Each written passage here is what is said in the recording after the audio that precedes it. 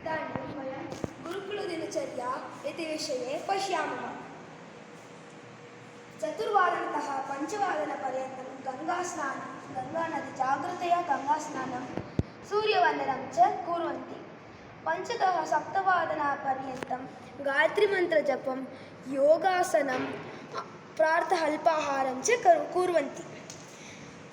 7वादनतः 12वादनपर्यन्तं वैदिकग्रन्थानाम् अध्ययनम् इत्युक्ते वेदपठनं कुर्वन्ति।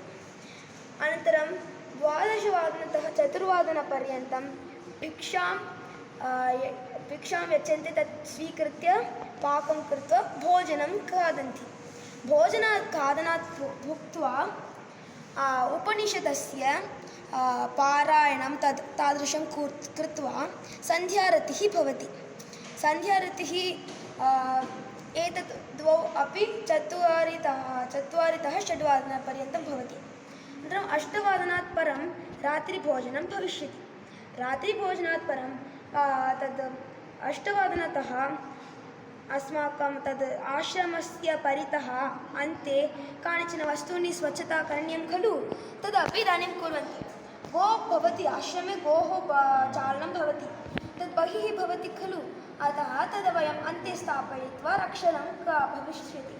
अनन्तरं गुरुमाता इति एका भवति, अध्यापका इव, तस्य सेवां